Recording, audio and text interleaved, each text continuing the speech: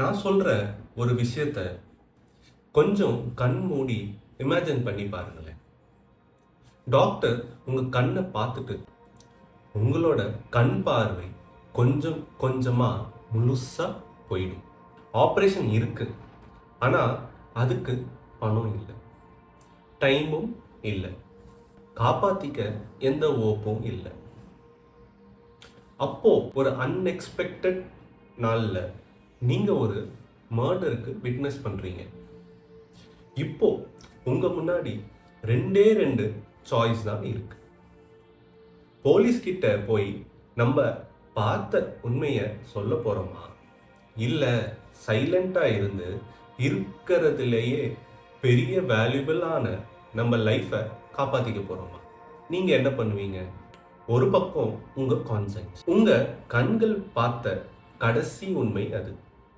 உங்களுக்கு ஜஸ்டிஸ் தர வேண்டிய ரெஸ்பான்சிபிலிட்டியும் இருக்கு.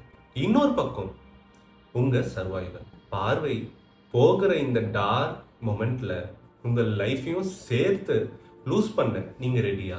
என்ன சொல்ல வரேன்னா, உண்மை பேசுறது ஈஸி தான், ஆனா அதுக்கு பே பண்ண வேண்டிய ப்ரைஸ் நம்ம லைஃபே கேள்விக்குறியாக்கும் போது நீங்க எந்த சாய்ஸை சூஸ் பண்ணுவீங்க? உங்களோட உண்மையா இல்ல உங்களோட லைஃபா? வணக்கம், நான் Meghnath. Welcome to studio novel. This is the hidden meaning series. Movies, books, myths, அவற்றுக்கு பின்னாடி இருக்கிற ஹிடன் மீனிங்ஸ், சைக்காலஜி, ஃபிலாசபி எல்லாத்தையும் நம்ம ஒன்னா சேர்ந்து டீகோட் பண்ணுவோம்.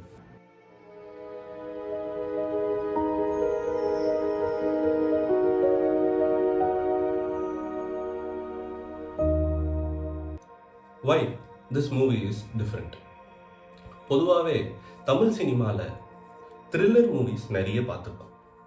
Serial killer stories, intense police investigation, unexpected twist endings, இதெல்லாம் நம்ம நிறைய தடவை பார்த்துருக்கோம். ஆனால் குற்றமே தண்டனை அதை பண்ணலை. இந்த படத்தில் உங்களுக்கு ஒரு மர்டர் நடக்குதுன்னு சொல்ல வரல. ஒரு மனுஷன் ஒரு கஷ்டமான சிச்சுவேஷனில் என்ன மாதிரியான ஒரு டிசிஷன் எடுக்கிறான், அதை தான் இந்த படம் சொல்ல வருது. அதுதான் இந்த படத்தை அவ்வளோ ஸ்பெஷல் ஆக்குது. ஏன்னா இந்த படத்தோட வில்லன் ஒரு பர்சன் இல்லை, ஒரு சிச்சுவேஷன் தான். இந்த மூவி ஒரு சிம்பிள் கொஸ்டின் கேட்குது. நல்லவனா இருக்கிறது நிஜமாவே ஈஸியா, இல்லை சான்ஸ் கிடைக்காதனால தான் நம்மெல்லாம் நல்லவங்களா இருக்குமா? கொஞ்சம் யோசிச்சு பாருங்களேன்.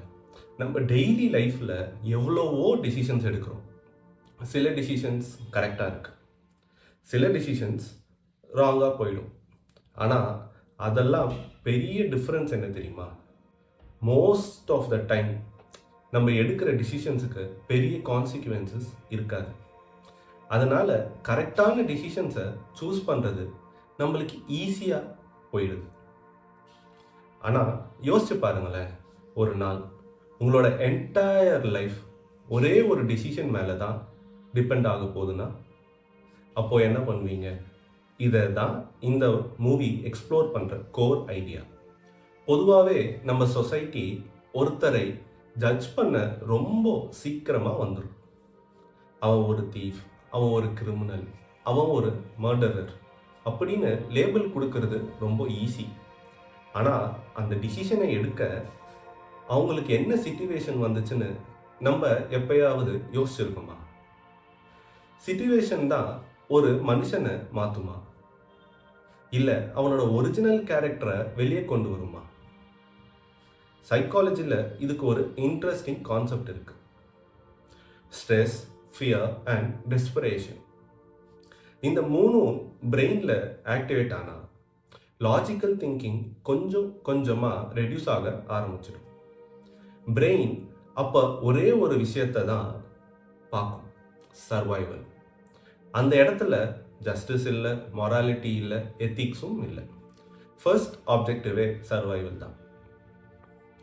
அதனால தான் வார் டைமில், ஃபெமைனில், நேச்சுரல் டிசாஸ்டரில் நார்மலி நல்லவங்கன்னு நம்ம நினைக்கிற பீப்புள் கூட அன்எக்ஸ்பெக்டடான பேட் டிசிஷன்ஸ் எடுப்பாங்க. அது அவங்க பாண்ட் கிரிமினல்ஸ்னு நாள கிடையாது. சிச்சுவேஷன் அவங்கள அப்படி புஷ் பண்ணிடுச்சு. ஆனால் இதுக்கு ஆப்போசிட் சைடும் இருக்கு. ஹிஸ்ட்ரியில் எவ்வளோ பேர் தங்களோட லைஃப்பை ரிஸ்க் பண்ணியும் உண்மையை வெளியே கொண்டு வந்திருக்காங்க. நெல்சன் மண்டேலா 27 வருஷம் ஜெயிலில் இருந்து ஃப்ரீடமை அபேண்டன் பண்ணலை. மகாத்மா காந்தி என்னதான் ஆனாலும் வைலன்ஸை சூஸ் பண்ணலை. நம்ம இந்தியாவில் கிட்டத்தட்ட எல்லாம் லூஸ் பண்ண அப்புறமும் உண்மையை சொன்ன விசில் ப்ளோவர்ஸ் நிறைய பேர் இருக்காங்க. அப்போ கொஸ்டின் என்ன?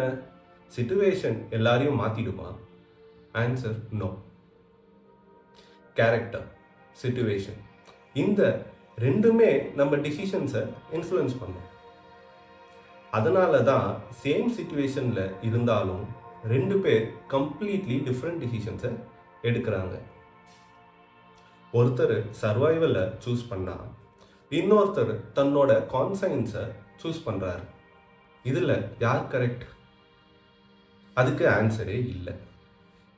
எனக்கு இந்த மூவி சொல்ல வந்தது இதுதான்.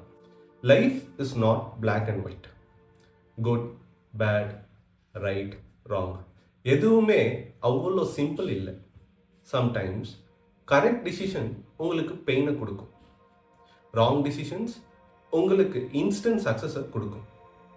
அப்போது நீங்கள் எதை சூஸ் பண்ணுவீங்க? உங்களோட கேரக்டரா இல்லை உங்களோட கம்ஃபர்ட்டா? இதுதான் இந்த மூவி முடிஞ்ச அப்புறம் நம்ம மைண்டில் தொடர்ந்து கேட்டுகிட்டே இருக்க ஒரு question. Why do people justify their own wrong decisions? This is where your transition from psychology to philosophy. The story we tell ourselves. ஒரு விஷயம் நோட்டீஸ் பண்ணியிருக்கீங்களா? நம்ம தப்பு பண்ணும்போது அது தப்புன்னு சொல்லவே மாட்டோம். இன்ஸ்டன்ட் நம்ம ரீசன் கொடுப்போம். எனக்கு வேற வழி இல்லை, சிச்சுவேஷன் அப்படி, நான் என்ன பண்ணுறது? இந்த சென்டென்ஸ் நம்மளுக்கு நார்மலாக தெரியும். ஆனால் சைக்காலஜியில் இதுக்கு ஒரு பேர் இருக்கு, செல்ஃப் ஜஸ்டிஃபிகேஷன். ஒரு மனுஷன் அவனோட ஆக்ஷன்ஸும் அவனோட வேல்யூஸும் மேட்ச் ஆகலைன்னா பிரெயினுக்கு ஒரு டிஸ்கம்ஃபர்ட் கிரியேட் ஆகும். அதை தான் காக்னிட்டிவ் டிசோனன்ஸ்னு சொல்லுவாங்க.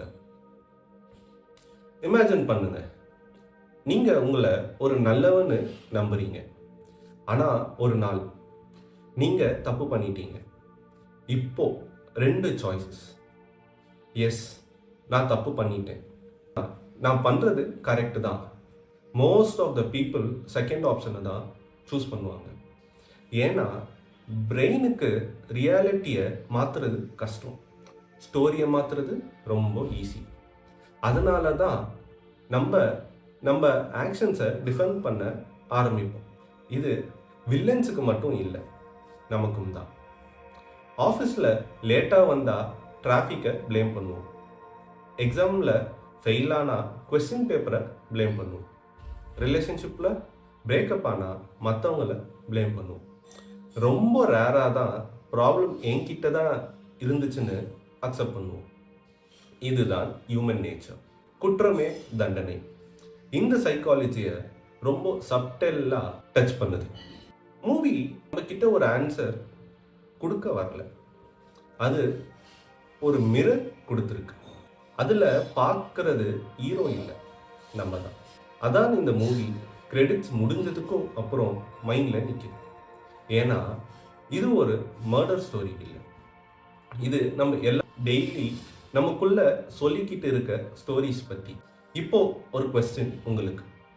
லாஸ்ட்டாக நீங்கள் ஒரு மிஸ்டேக் பண்ணும்போது அதை அக்செப்ட் பண்ணீங்களா, இல்லை ரீசன் கிரியேட் பண்ணீங்களா? கமெண்ட்ஸில் ஆனஸ்டாக சொல்லுங்கள். ஏன்னா இந்த வீடியோவோட கோல் உங்களை ஜட்ஜ் பண்ணுறதில்ல, உங்களை யோசிக்க வைக்கிறது. த ஹிடன் மீனிங். எனக்கு இந்த மூவி சொல்ல வந்த பிக்கெஸ்ட் மெசேஜ் இதுதான்.